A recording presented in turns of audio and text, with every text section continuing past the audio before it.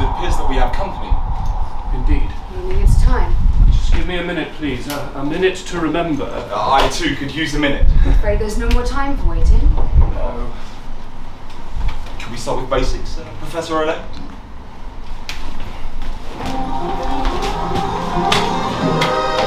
This is the story. The story according to Phaedo. This is the story according to Plato. The story about a night. In Athens. Yes, it's a story about a night in Athens. Well, it's not quite a story. Oh, it is a story. It's a dialogue. Oh yes, a dialogue according to Plato, told by Phaedo about a night in Athens. Yes, about Socrates. A dialogue according to Plato, told by Phaedo about a night in Athens, about Socrates. About Socrates' final night in Athens with a few interlocutors. With his friends. I'll be Phaedo now. Oh, yes. Mimi, I'll be Echecrates. Echecrates of Philus, a Pythagorean. Yes, an invention of Plato. Actually, Professor, if I remember correctly, as I'm wont to do, he's mentioned by Diogenes Laertius in his Lives and Opinions of Eminent Philosophers, and Diogenes Astrazenus in Elementia Harmonia. Of course, Professor, of yes, course. my sincerest apologies. This Echecrates of Philus, the Polus Philus, he says, Were you with Socrates yourself, Phaedo, on the day when he drank the poison in prison and died? the poison being hemlock. And Phaedo, who was once a slave, a disciple of Socrates, he says, Phaedo I wrote was dialogues there. too. They don't survive. They mustn't have been any good, Professor. How do you know? You've never read them. They're dust. If they were good, they would have been saved. That's why Plato survived. Someone, perhaps wearing an orange turban, sitting in a library which rose out of the yellow-sanded desert, or wearing a blue toga, wandering by the Sea of Tuscany, opened the papyrus pages of Plato and said, "Oh, these are good. True, sublime, I must save them, write them out by hand. No copy machines back then, my friend, not even carbon paper. Had to be good to be saved." You're an idiot. Many beautiful things have been lost. Think, for example, of the Library of Alexandria, now reduced to rubble, or the Hanging Gardens of Babylon. Or consider my father's brilliant autobiographical manuscript based on his time as a naval officer that was given away to a thrift store when he died by Susan, the coal cutthroat. Phaedo was no good, I'm sure of it. Who cares? This is not his story. It's a dialogue between the characters, Echecrates and Phaedo, about Socrates' final night in Athens, with a few interlocutors. With his friends. Echecrates says, were you yourself, Phaedo, there in the prison cell on the day when Socrates drank the poison? Phaedo says. I was there myself, Echecrates. He says, "Yes, Echecrates, I was there." We're making progress. Yes, indeed, but I can't remember what Echecrates says next. Oh, I do. Oh, you do? Yes, I just said that. Well, then tell us. He says, him being Echecrates, he says to Phaedo, he says, what were the things that Socrates said before he died? How did he die? Yes. I remember now. Yes. He says, hardly anyone from Philus visits Athens nowadays. It being quite some distance between the two policies, Yes. over land or sea, a journey. Short now, but long then, as there were no motor vehicles, and yes, there being no aeroplanes, and Certainly not. not even bicycles. Yes, Professor, thank you. There being no modern vehicles, and the roads being rather bumpy. Asphalt. There hadn't even been a stranger come from Athens who could give a clear account of what happened with Socrates. Echecrates says something like, "I know Socrates drank the poison and died, but nothing more." Tell us, Phaedo, what happened with dear Socrates, what he said and how he died in that dim prison cell. Did you not hear of the proceedings of the trial? Yes, somebody did tell us about that, but nothing more. Do they know what happened at the trial? Them. Oh, I'm sure they do, Professor. I doubt it. Well, tell them quickly. It goes like this.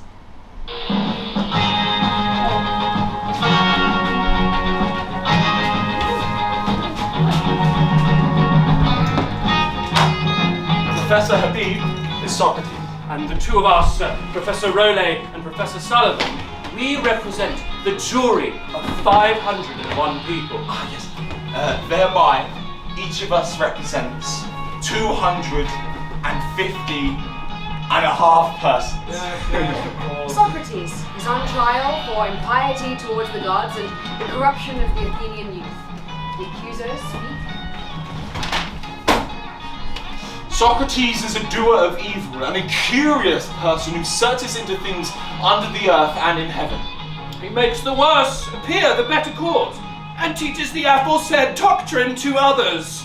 This, according to Plato, is his defense.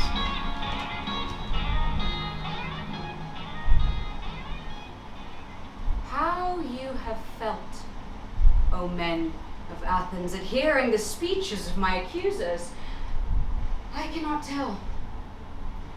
But I know that their persuasive words almost made me forget who I was. Such was the effect of them, and yet they have hardly spoken a word of truth. But, many as their falsehoods were, there was one of them which quite amazed me. I mean, when they told you to be upon your guard, and not to let yourselves be deceived by the force of my eloquence. They ought to be ashamed of saying this, for they were sure to be detected as soon as I opened my lips and displayed my deficiency. They certainly appeared to be most shameless in saying this, unless by the force of eloquence they mean the force of truth. For then I do indeed admit that I am eloquent. Professor! Please be quicker. Okay, this Socrates, skipping a little ahead, he says, what is this accusation from which arose the slander that I... Oh, he says something like, you accuse me of being a sophist, like the Socrates of Aristophanes' clouds, walking on air, teaching nonsense. You say I charge the youth a fee for my teaching? None of these accusations are true. What is the origin of these accusations then, Socrates? For there must have been something strange which you have been doing. All of this great fame and talk would never have arisen if you had been like other men. Tell us then why this is. And now, O men of Athens, I must beg you not to interrupt me, even if I seem to say something extravagant. For the word which I will speak is not my own. I will refer you to a witness who is worthy of credit and will tell you about my wisdom, whether I have any and of what sort. And that witness shall be the god of Delphi. Apollo. You must have known Sheriphon. He was a friend of mine and also a friend of yours. Well, Sheriphon, as you know, was very impetuous in all his doings, and he went to the god and boldly asked the oracle... How dare you! As I was saying, I must beg you not to interrupt. He asked the oracle... Is there any man wiser than Socrates? And the oracle said... No man is wiser! Sheriphon himself is dead, but his brother, who is in court, can confirm the truth of the story. It's true. When he heard the oracle's answer, Socrates says to himself, What can the god mean? And what is the interpretation of this riddle? For I know I have no wisdom, small or great. What can the god mean when she says, I am the wisest of all men? The oracle is the mouth of Apollo. I cannot lie! So I decided, men of Athens, to find a man wiser than myself, so that I could go to Apollo with a refutation in my hand and say, here is a man who is wiser than I am. But you said that I was the wisest. Accordingly, I went to two who had the reputation of wisdom and observed them. Their names I need not mention. They were politicians who I selected for examination. And the results were as follows. Hey! You two are wise. Yes. Very much so. And then you can teach me something. What is piety? Simple. It is by doing what we are doing now. Yes. Leading the city the way we are, arbitrating cases with a keen and just eye. Do you agree that there are many pious actions? Of course. Why, certainly. Then what is the form itself that makes all pious actions pious? Well then, what is dear to the gods is pious, and what is not is impious. But you agree, as Homer says, that there is battle amongst the gods and war and terrible enmity. No, of course. If Homer says so, who are we to disagree? Yes, yes. Then, if there is conflict, some things that are considered just by some gods would be considered unjust by others. So the same things that are loved by the gods are also hated by them. So the same things would be both pious and impious, is that not so? I'm afraid so. We have bodyguards for this. Socrates, let me refine what we were saying. The pious is what all the gods love. And the opposite, what all the gods hate, is impious. Ah, how interesting. But do the gods love pious things because they are pious, or are they pious because they are loved by the gods? 1 second. I told you, this is fully bribed them to get. We are confused. That's fine, let's try again. Do the gods love pious things because they are pious, or for some other reason? Obviously, Socrates, for no other reason. Then it's being loved by the gods that makes it pious, not because it's loved by the gods. Apparently. So the god loved is not the same as the pious, nor the pious the same as the god love, for the gods love piety because it is pious. True. I'm afraid you simply told me that piety has the quality of being loved by the gods, but you haven't told me what piety is. But Socrates, we have no way of telling you what we have in mind, for whatever proposition we put forward refuses to stay put where we establish it. Then we must start again from the beginning. Do not think me unworthy, but concentrate your attentions and tell the truth. For you two surely would not lead with so much confidence if you do not have clear knowledge of piety and impiety. So please, tell me, my good friends. Some other time, Socrates. Ho! We are in a hurry with important matters. Yes, we must go. Yes, matters of the city. It's imperative that we go. Bye-bye. Bye. What to do, my friends? By going, you've cast me down from a great hope I had that I would learn from you the nature of the pious, and my ignorance would no longer cause me to be so inventive and careless about such an essential thing, and I'd be better off for the rest of my life. See. I quickly realized, men of Athens, that these men were not wise, though thought wise by many, and wiser still by themselves. I went to try and explain to them that they thought themselves wise, but were not wise, and the result was that they hated me, and their enmity was shared by several others who were present and heard me.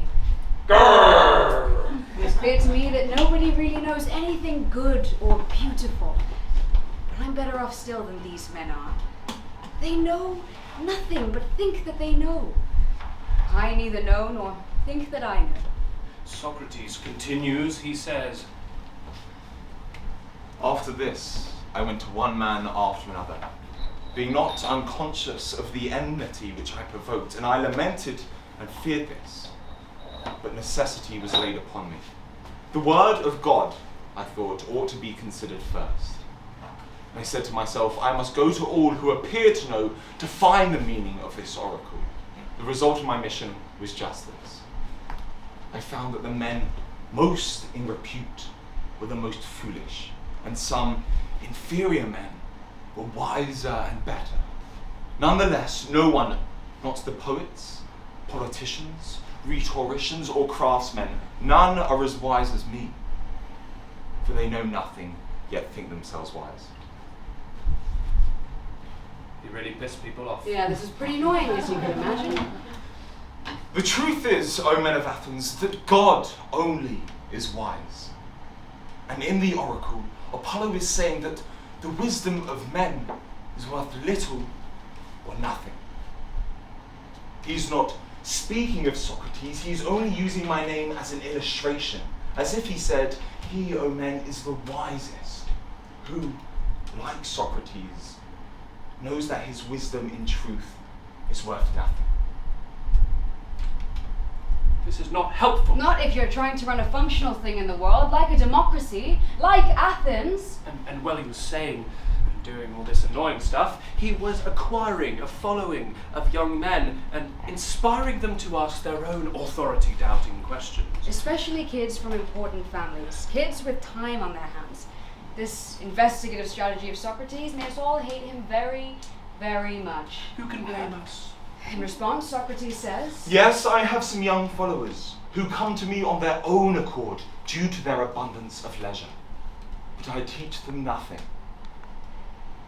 Thus, they don't pay me like other philosophers. The proof, look at how poor I am. Well, I don't believe him. no, he's a liar. And he only addressed some of the accusations. Meletus speaks, representing the complaints of the poets. He says, I say,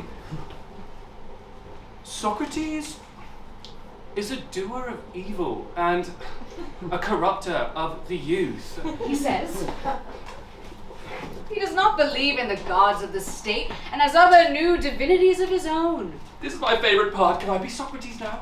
This is my favourite part. You've been doing it for a I was all leading up to this I'll part. be Meletus, you can both be Socrates. But I want to wear And share the toga. What's that?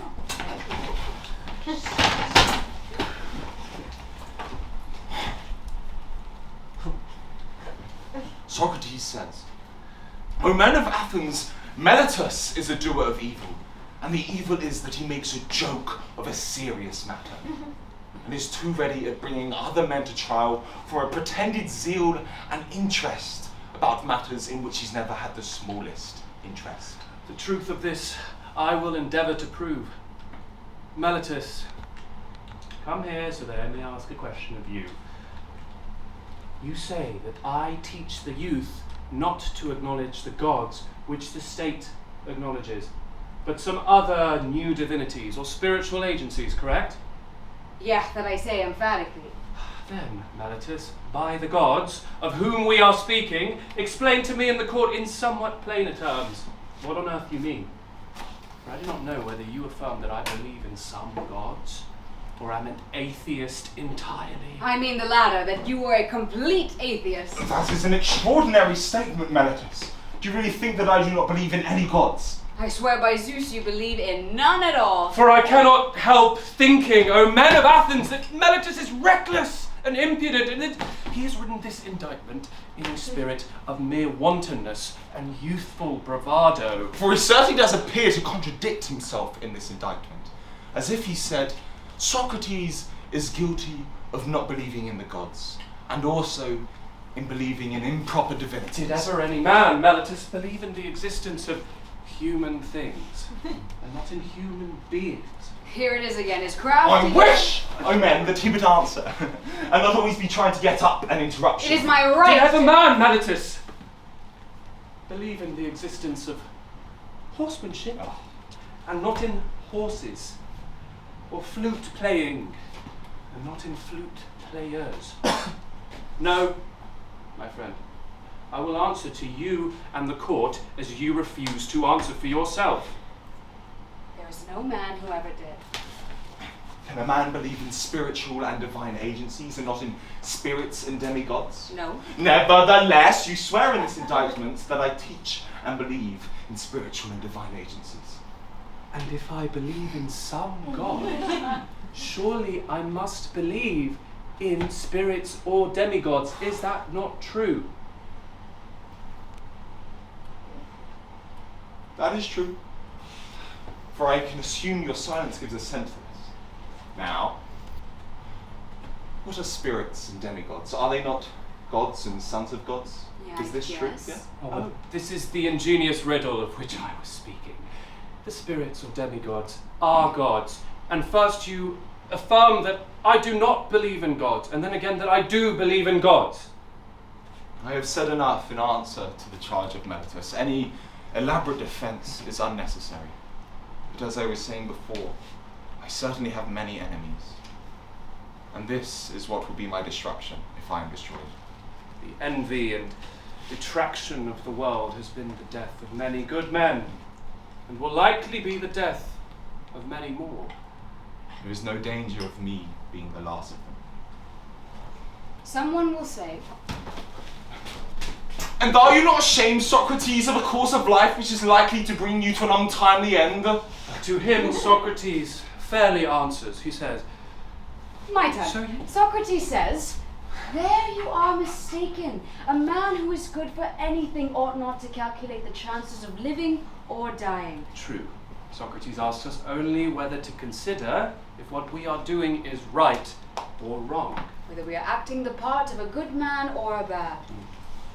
If we don't believe this is true,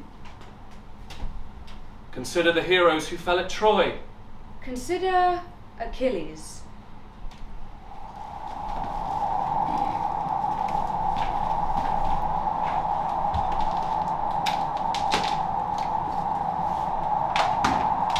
Achilles! Ah!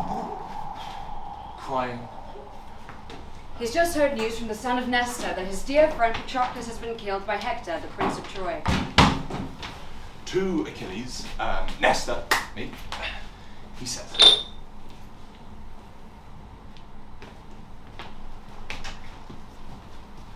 "Alas, son of noble Peleus, I come bringing bad tidings. I wish indeed will run true. Patroclus has fallen, and a fight is raging around his naked body, for Hector holds his armor." And Achilles weeps hearing the news. A grey cloud of grief fell upon Achilles. He filled both his hands with dust and ashes off the ground and poured it over his head. Oh, God! Oh, I loved him. He was fair and good and loving. And now he's gone. He was ripped from the world too soon, and for what? His mother, silver-footed Phaedo, was sitting beside her father, the old man of the sea, when she heard his wrenching cry. His mother heard him from the salt green depths of the sea where nymphs dwell. Up she swam to him with a multitude of Nereids, all beating their breasts along the crystalline caves of the deep. A mounting chorus of sorrow. Listen, sisters, daughters of Nereus, that you may hear the burden of my sorrows. I am agony. I gave birth to a flawless, mighty son, the splendor of heroes. He shot up as a sapling. I tended him as a plant in a goodly garden, and sent him with his ships to Ilium to fight the Trojans. But never again shall I welcome him back to the house of Peleus. And the waves opened up a path before her and the other nymphs. I don't know who I am anymore. I can't keep feeling like this. My son, why are you in tears? What sorrow has touched your heart? Please tell me, don't harbor your grief inside of you. Mother, my dear, Patroclus has fallen. I loved him as dearly as my own life. And now he's gone. I've lost him. I've lost all my will to keep living. To take a stand in this world of me. Unless that Hector is battered down by my spear and gasps away his life, the blood price for Patroclus. But son, fate waits upon you next after Hector. For hard on the heels of Hector's death, your own death must come. Let me die here at once, and if it's not my fate to save my dearest life from his death, I'll go and meet the murderer head on, that Hector that had destroyed the only life I ever loved. For my own death, I'll meet it freely. My darling son, my spring of rosemary, my pomegranate, all ripe in my arms. I'll go in peace once I've gone down to death, mother, but for now let me seize great glory and find some woman of Troy to make her claw at her tender cheeks as she wipes away her burning tears, and the sobs come choking from her throat. If you go, I will never again stand on the porch and watch you stride home from battle. Never again embrace you in my arms. Don't try to hold me back, mother.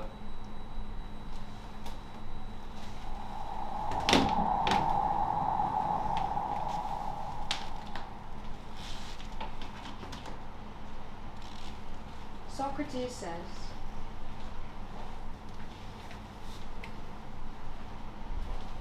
Had Achilles any thought of death or danger? For wherever a man's place is, there he ought to remain in his hour of danger. He must not think of death, or of anything but of disgrace. Now, men of Athens, I say to you, either acquit me or not, but know that I shall never alter my ways. I do believe in the gods, and in a far higher sense than that of any of my accusers believe in them. And to you, and to God, I commit my cause to be determined by you as is best for you and for me. So, the jury consults. He's right. No, he's wrong. But he said this. I don't believe him. Will the jury please stand? Has the jury reached a decision? Yes, The jury may read the verdict. guilty on all counts. And what shall his penalty be? A banishment, imprisonment, a fine of 30 minas. We propose death. Whoa. Let him speak for himself.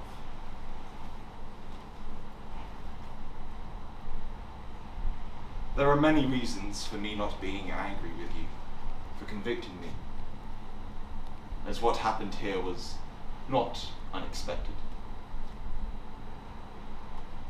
Meletus says I deserve the penalty of death. So be it. What counter-assessment should I propose to you? Clearly, it should be something I deserve. And what do I deserve? To suffer and to pay, because I have deliberately not led a quiet life, but have neglected what occupies most people: wealth, household affairs, positions, political clubs, and factions. I thought myself too honest to survive if I occupied myself with those things. Instead, I went to each of you privately and conferred upon you what I believe is the greatest benefit, by trying to persuade you not to care for your belongings before caring that you yourself are as good and wise as possible. What do I propose for such a man? I propose that such a man should be fed at the Prytaneum. The Prytaneum was the town hall in Athens, where entertainment and meals were served to Olympic victors on their return home. An Olympic victor makes you think yourself happy. I make you happy. Besides, an athlete does not need food, but I do. So, if I am to make a just assessment of what I deserve, I assess it as this: 3 meals in the Prytaneum. So the jury consults again. Nonsense about the Prytaneum. Will the jury please stand? Has the jury reached a sentence? Yes, The jury may read the verdict. for his crimes, Socrates is sentenced to death. Socrates says, if you just waited a little bit, I would have died on my own. I'm old, you see, and close to death. For it is not difficult to avoid death, gentlemen. It is much more difficult to avoid wickedness, for it runs faster than death. Slow and elderly as I am, I've been caught by the slower pursuer, whereas my accusers, being clever and sharp, have been caught by quick wickedness. A good man cannot be harmed either in life or death. Either the dead are nothing, or, as we are told, the soul relocates from here to another place. If death is a dreamless sleep, what a great blessing that would be. What would you give to keep company with Orpheus, Hesiod, and Homer? I am willing to die many times if that is true. Most importantly, I could spend my time testing and examining people there as I do here. So, time has come. I go to die, and you go to live. Which of us goes to the better lot is known to no one, except the god.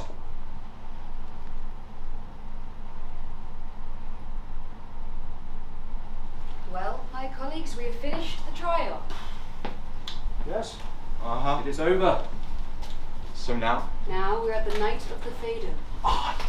The night Socrates' death takes place, occurs, is made to happen, is deceased, is made to die a death, an honourable death, for suicide ordained by this Can you be jury. quiet for once? Let's begin the story. The story according to Plato. Remember, Plato wasn't there on the day when Socrates died inside the prison cells. He was sick, hacking, full of convulsions, shaking with rigors, cold sweat upon his brow. Laying in the healing temple of Asclepius, the god of medicine, the son of Apollo. Plato lay in a sacred grove of cold stone. Where yellow snakes Slept side by side with humans. Healers believed snakes acquired their venom from eating certain plants, making them the masters of medicine. in the temple, the dying prayed for a cure. Plato prayed to the serpents for a cure. As Socrates, his teacher, His beloved teacher, Spoke with his friends for one final time before he drank the poison. the poison hemlock.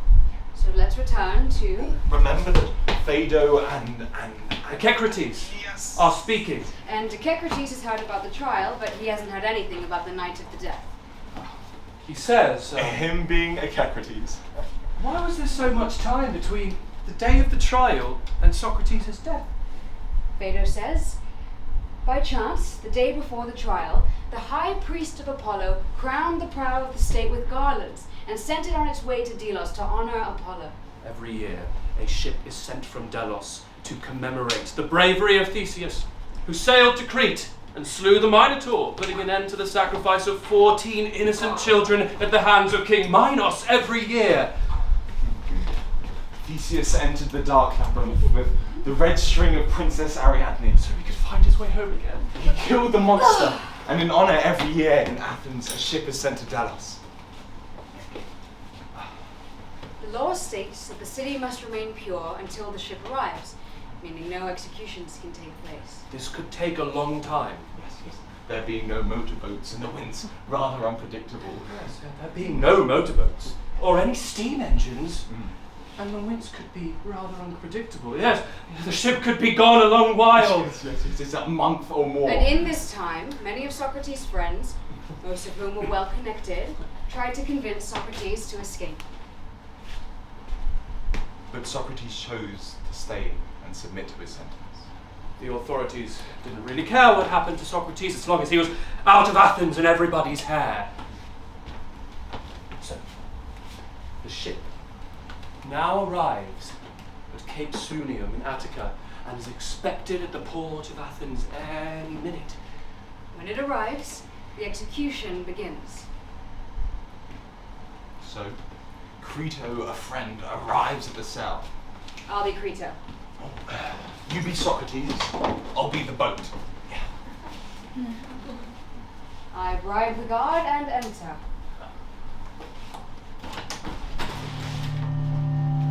Early morning light cuts through the window, forming a blue square of light on the floor.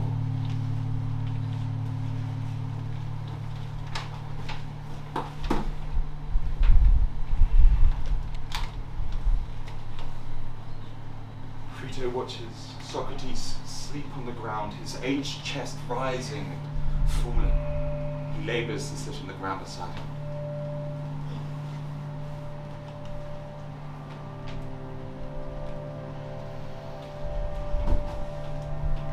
He is old, like me. I remember being young with Socrates, stealing handfuls of olives from my mother's kitchen, running with our fingers oil-drenched down to the shore, where we would try and spit the olive pits as far as we could into the sea.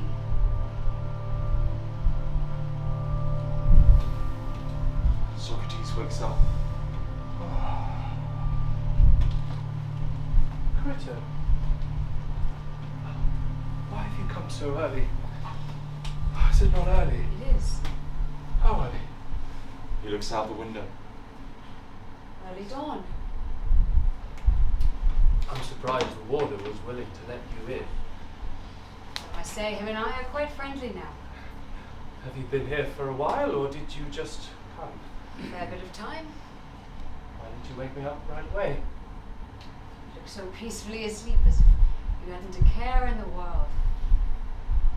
You know, I've admired you my whole life, Socrates, but especially now, as you bear this present moment with such grace. How do you sleep so deeply knowing what hangs over you? It would not be fitting for a man of my age to resent that I must die now. Most men your age bewail their misfortunes. That's true. Why do you come so early, Crito? I bear bad news, Socrates. Not for you, apparently, but for me and all your other friends who love you, the news is hard to bear. Indeed, I would count it amongst the hardest. What? Has the ship arrived from Delos? Not yet, but I believe it will arrive today. Meaning your life must end tomorrow. If it so pleases the gods, then so be it. However, I do not think it will arrive today. What makes you think that? I'll tell you. Why do you come so early, Crito? The authorities told me. This is the day that you shall die. I do not think it will arrive tomorrow. I take after a dream I had earlier this night. Looks as if it were good you let me sleep. Oh, what was the dream? A woman in white approached me and called out my name. She spoke to me. Socrates, may you arrive at fertile Phthia on the third day. Phthia is the home of Achilles. Strange dream. Seems clear to me, Crito. Too clear, dear Socrates, too clear. Leave with me now and be saved. If you die, I will lose a friend, the life of whom I shall never find again. Also, letting you die will hurt the reputation of me and your other friends. The people will think we value money over a friend's life. Why should we care what the majority thinks? The Crito? present situation makes clear the majority can inflict the greatest evil if one is slandered by The them. majority cannot make a man wise or foolish. They inflict things haphazardly.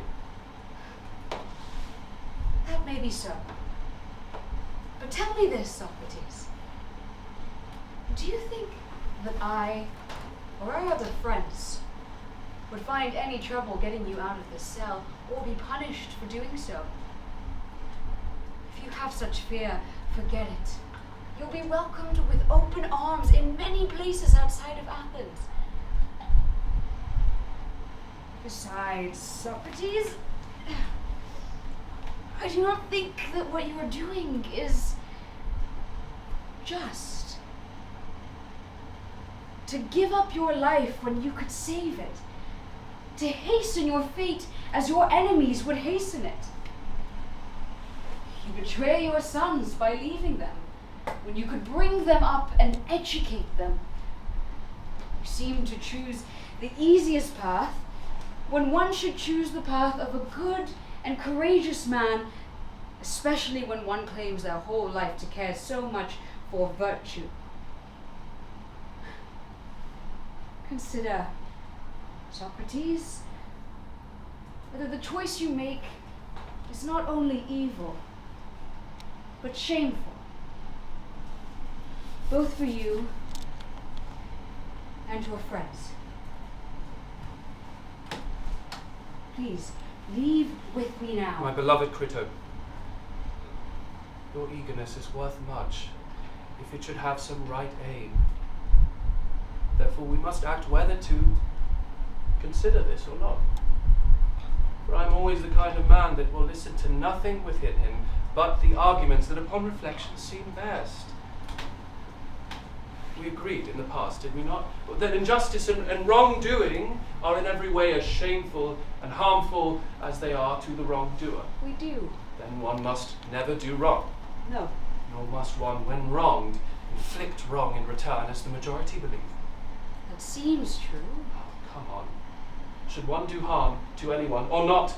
Crito. One must never do harm. One must never do harm to any man, nor inflict wrong in return, no matter what they may have done to you. Which brings me on to my next point. If one has come to an agreement that is just, should one fulfill it or cheat on it? One should fulfill it. See what follows then. If we are to leave here without the city's permission, are we not doing harm to those who we should least do harm to? I have no idea what you're talking about, Socrates. Okay, look at it this way. Say we are to leave here at once, and are confronted by the laws and the state who asked us.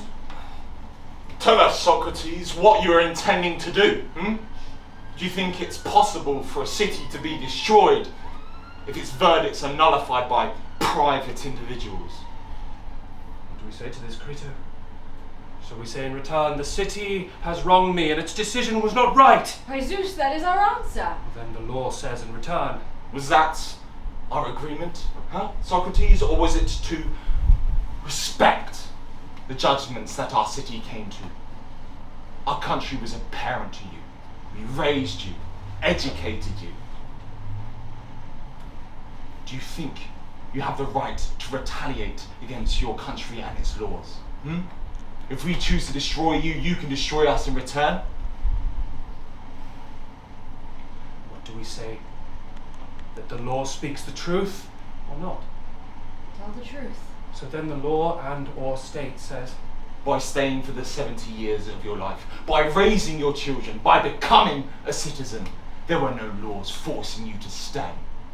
You agreed to live in accordance with our city.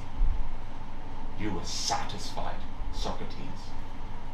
Surely if you leave now, you break the agreement that you made with us. Crito, my beloved friend, be assured that these are the words I seem to hear. As the Corybants seem to hear the music of their flutes, and these words resound in me to such a degree that I may not hear anything else. So, if you have anything to say against my present belief, you speak in vain. However, if you think you can accomplish something, speak.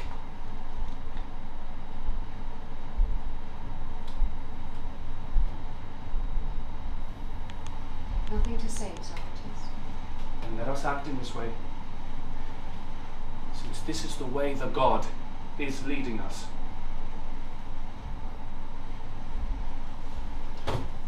And so Crito leaves.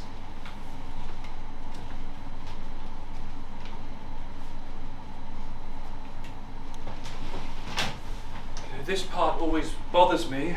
I get it, but it seems rather inhumane of Socrates to deprive the world of his intelligence, his fatherhood, his friendship. By choosing to die, Socrates participated in the form of himself. That's good. Did you come up with that yourself? I read it somewhere. I must say, as it's yet to be said, we only know about Socrates because of Plato and a little Xenophon. And in the parody of him by Aristophanes. Socrates authored no texts himself. Contradictory accounts within Plato and of Xenophon make constructing the historical Socrates all but impossible. He existed, though. Let's try it, nonetheless. To exist. No, you idiot, to tell them who Socrates was. His mother was a midwife, I believe, and his father was a stonemason. My father could hold a stone in his large hand and break it with one blow of his chisel. His walls were straight and balanced. He saw that the rocks fit just right. Socrates was a soldier in the Peloponnesian War. He fought bravely in the Battle of Potidaea in 432 BC against the Corinthians. And of Delium, amongst the blood and bodies and horses, he lived. He had a beard, long and white. I don't remember where he was from exactly. From the north? maybe. He had this thick accent, I remember. He would never comment whether something was good or bad. He would just ask and ask until it clicked for you yourself. It was a very rewarding process for the student as an individual, always feeling like you got there because of the person, never being demanded or told. He made everything into a journey. He had this way of asking questions over and over that really pushed you, like totally past your limit. He got you into this headspace where you thought, oh, I never realized I could unpack something to such a degree. Super dark red hair and very defined eyebrows. I remember those two. Legs crossed, brows furrowed, nodding.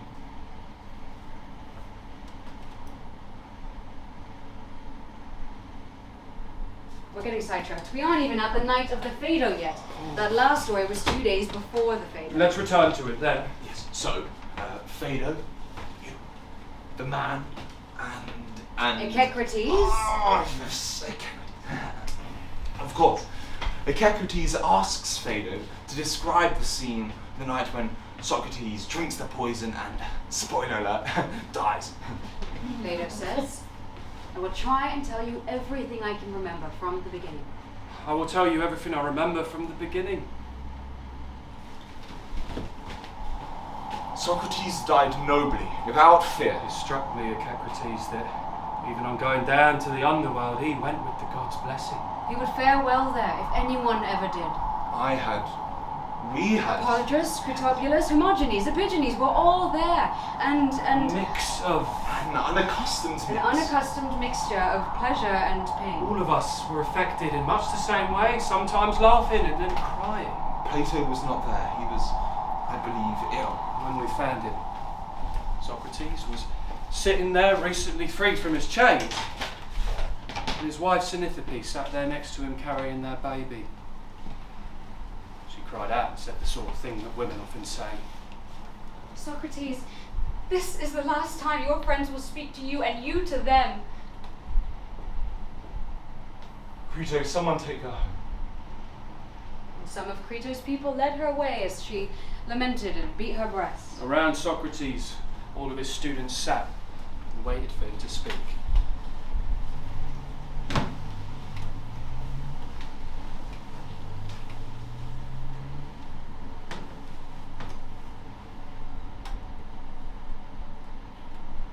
What a strange thing that which men call pleasure seems to be. And how astonishing the relationship it has with what is thought to be the opposite, namely pain. A man cannot have both at the same time, yet if he chases after and catches the one, he is bound to catch the other also. Like two creatures with one head. I think that if Aesop had noticed this, he would have written a fable that a god wished to reconcile their opposition, but could not do so, and so joined their two heads together.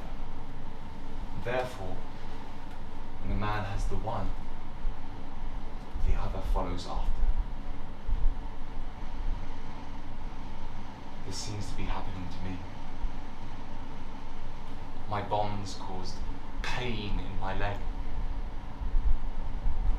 Now pleasure seems to be following. CB says, you did well to remind me, Socrates. Venice, a poet I think you know, asked me the day before yesterday what made you start writing poetry in this cell. You who had never composed any poetry. We heard you were turning Aesop's fables into verse and composing a hymn in honor of Apollo. Tell Venice that I do not wish to rival him or his poetry, but to find the meaning of certain dreams. The same dream comes to me, and has for many years, in one shape or another, but saying the same things. Socrates, It says, practice and cultivate the arts. in the past, I imagined it was bidding me to do what I was already doing, namely the practice of philosophy, such as those who encourage runners in a race. But now, after my trial and the festival of the god which prevented my execution, I thought, in case my dreams were bidding me to practice the popular art, I should not disobey it, but practice poetry. Tell this to Venice. Wish him well, and bid him farewell. Say to him that if he is wise, to follow me as soon as possible. I'm leaving today, it seems, as the Athenians so order it. Simmias says. What kind of advice are you giving, Socrates? I've met Evenus many times, and in my observation, he would not be so willing to die. Is he not a philosopher? I think so. Then Evenus, like every worthy philosopher, is willing to die. To practice philosophy is the practice for death. How do you mean, Socrates? Is it not logical that the wisest men would resent leaving the service of the gods, or the best of masters? I will try and answer your indictment as if I were in court. I must try and make a more successful defense before you than I did before the jury. Now, my judges, I desire to prove to thee that the philosopher has reason to be of good cheer when death hath come to his door. For when death hath claimed him, he may hope to attain the greatest good in the other world. And this is what he said to defend his thesis. He says, Death is the separation of the body from the soul, correct? yes, Do you think the philosopher's main concern is not with the body, but with the soul? I do. So, the philosopher's primary concern is to free the soul from association with the body as much as possible. apparently. Is it not in reasoning, if anywhere, that any reality can become clear to the soul? True. So, we agree, as we have in the past, that bodily senses are inaccurate and deceptive. The soul would be much better if it were to continue this journey by itself, correct? Yes.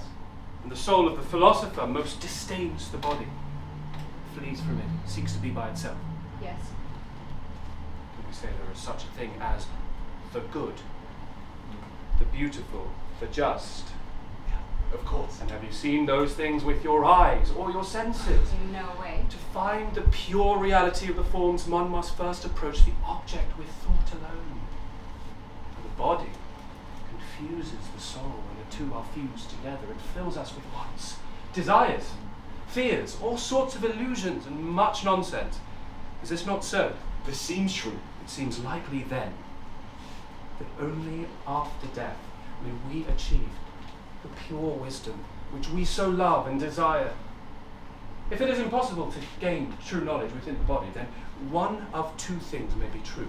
Either we may never attain pure knowledge, or we may only do so after death.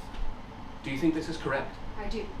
It seems likely then that there is good hope that upon arriving where I am going, if anywhere, I shall achieve the preoccupation of my entire life.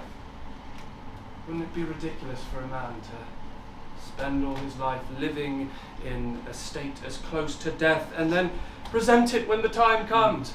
Ridiculous, of course. Then, Simmias, the work of those who practice true philosophy is to practice for dying. For death is the only way to achieve true freedom from the body and attain pure wisdom. Philosophers fear death the least of all men. So, Simmias and Cebes, this is my defense. It is more convincing to you than it was to the Athenian jury. It will be well.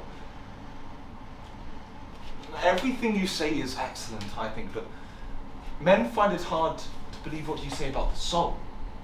They think Once the body dies, the soul no longer exists anywhere. it is dissolved the day the man dies, It is dispersed, like smoke. like breath. It is thrown away and is not anywhere. If indeed the soul did live on after death, it would be of great comfort. But to believe that the soul can possess some capacity and intelligence after death, that is nearly impossible to believe. Shall we discuss whether any of this is actually true? And they say yes. Let's talk about it.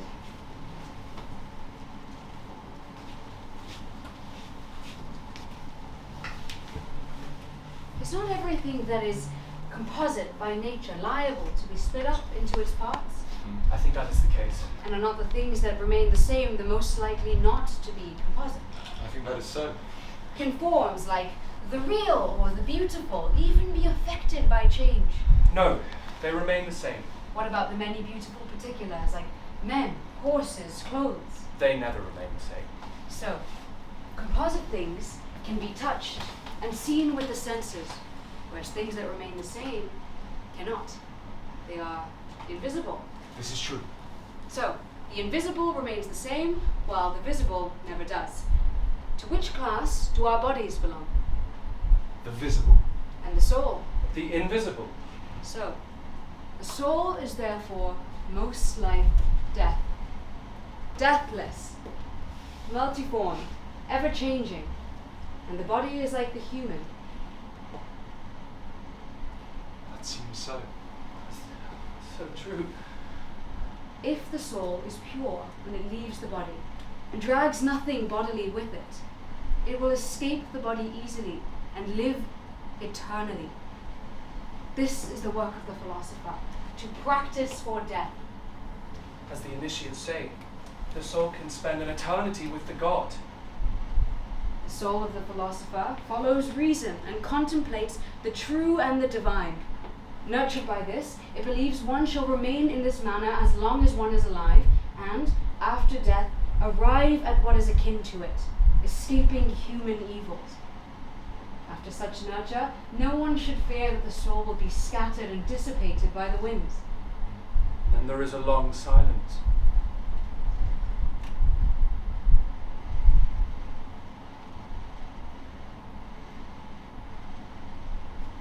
And Socrates speaks again. He says, If we are right to think that our souls are immortal, then it requires our care not only for the time that we call our lives, but for the sake of all time. for even after death, the soul must escape evil, with nothing but its education, even after the journey yonder. We are told that when a person dies, the guardian spirit allotted to them in this life leads them to a certain place. The journey is not a single long path to Hades, for if it was, there would be no need for guides. it has many forks and crossroads. Wise souls follow the guide and know its surroundings, whereas the souls that remain passionately attached to the body remain in the same place for a very long time until they are dragged away. With much struggling and suffering by the appointed spirit. The unjust souls are shunned by souls and guides alike. They wander around, completely lost, until a certain time arrives. A certain time arrives and they are dragged forcibly to their dwelling place. But the pure and moderate souls find fellow travelers and gods and guardians to guide it, and it finds its proper place. There are many strange places upon this earth. If we are to reach the upper limits of the air, we should find that there is a true heaven, a true light, a true earth. For this earth here, these stones are spoiled and eaten away just as things in the sea are consumed by the seawater. When the dead arrive at the place in which they have been led, they are judged. Those who lived average lives step into the water of the lake. Are hurled into Tartarus, never to emerge again. Those who committed great but curable crimes, those consumed by regret for active temper, are thrown into the Tartarus, only to be thrown out a year later by the current. They scream and shout for those who they have hurt or killed. They drop to their knees, raise their hands, and pray. I'm sorry for what I did, Mother. I live in constant regret of that night. If If only I could go back to the start, to the beginning, to the very first light, I would! Please, Mother, lift me out of this stream. It strips me of my linens and makes my body raw. Please receive me. If they persuade them, they step out. If they do not, they are taken back to the rivers for another year, and the cycle continues. Extremely pious are freed from this earth as if from a prison, and they live on the surface of the earth. Those who have been purified by philosophy live altogether without a body. They make their way to an even more beautiful place, a place of supreme beauty that is hard to describe, nor do we have the time to do it. Our time is almost up. No sensible man would believe that these things are as I have described them, but it is fitting for a man to risk the belief, for the risk is a noble one. For this, or something like this is true, and a man should repeat this to himself, like it's an incantation, a prayer. Then Cineas and Cebes and the rest of you will one day take this journey through the hollows of the earth. But now, my fated day calls me. I think it is time I take my bath. It is better to do so before I drink the poison and save the women the trouble of washing my corpse. Crito said. I said, how should we bury you? In any way you like. If you can catch me, then I do not escape you. Crito here asks how he shall bury me, since he is looking at the thing which he thinks shall now be a corpse. When I drink the poison, I will no longer be of this earth, but enjoy the good fortunes of the blessed. Crito, you know that to express oneself badly is in every way as faulty as far as language goes, and does some harm to the soul. So you should say that you are of good cheer, and that you shall bury me any way you like, and think most customary. After saying this, he got up to take his bath.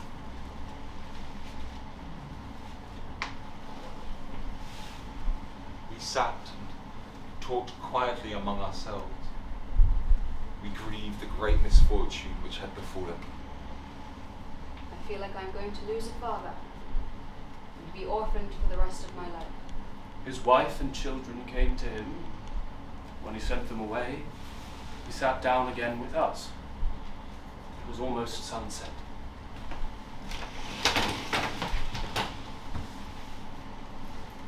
The officer enters. I shall not reproach you as I do the others, Socrates.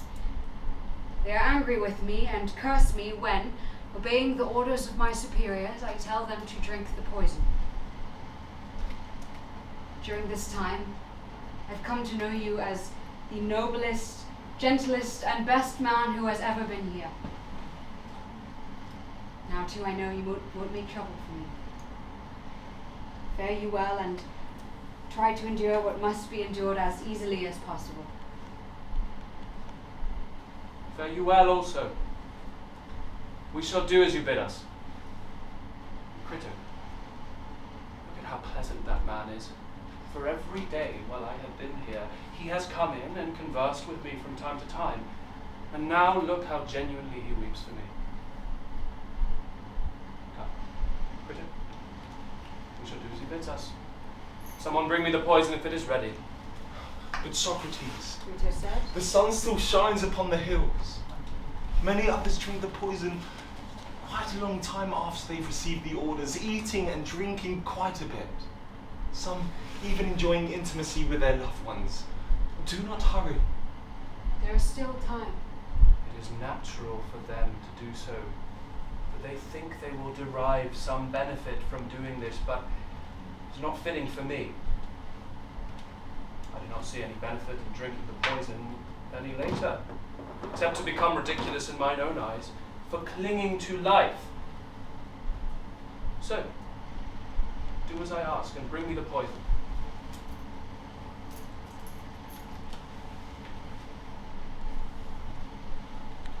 Well, my good man, you're an expert in this. What should one do? Drink this, walk around until your legs feel heavy. And it will act of itself. What do you say about pouring a libation from this drink? Is that allowed? We only mix as much as we believe will suffice. I understand, but one is allowed. Indeed, one must utter a prayer to the gods, so that the journey from here to yonder may be fortunate.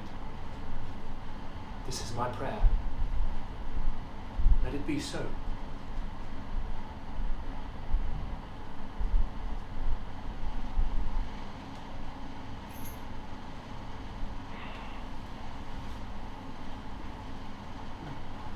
So, Hippocrates, Phaedo says.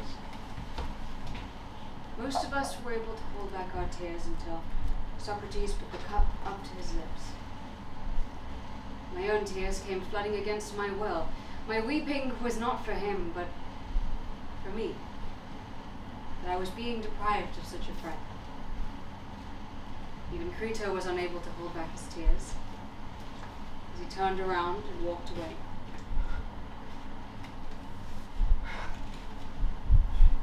What is this? You strange fellows. I sent my family away to avoid such unseemliness. I was told that one should die in omen silence. Look at you, bunch of silly pagans.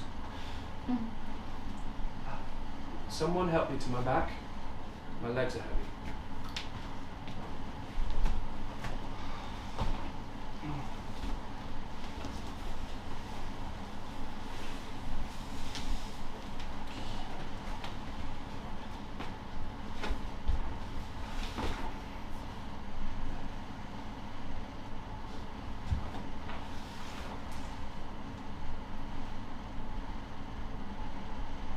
Can you feel this?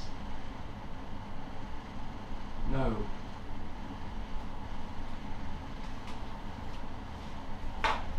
This? No.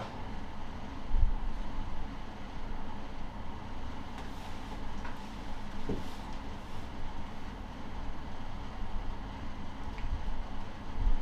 you feel this? No.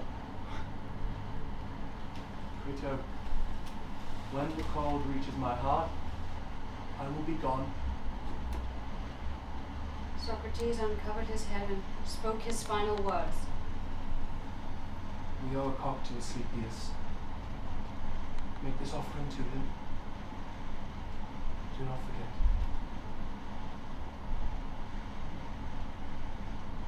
It shall be done. Tell us if there's anything else we can do for you. There was no answer. Is there anything else we can do for you?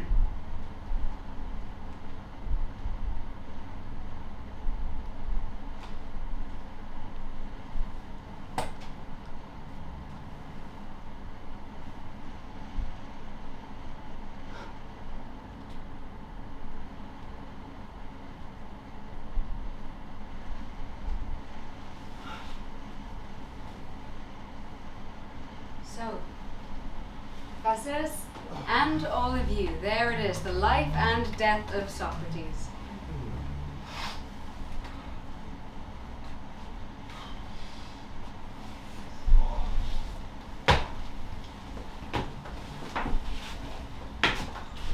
What do Socrates' final words mean?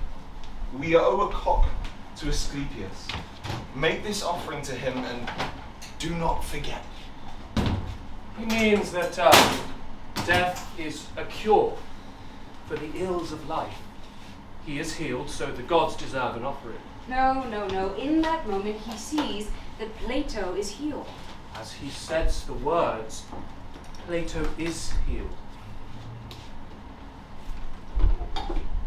As Socrates dies. Plato goes on to live.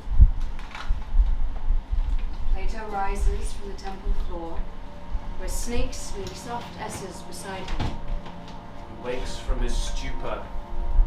He walks out of the marble door that frames the brightness of the outside world, Of down the corridor, careful not to step on any of the interlocking bodies.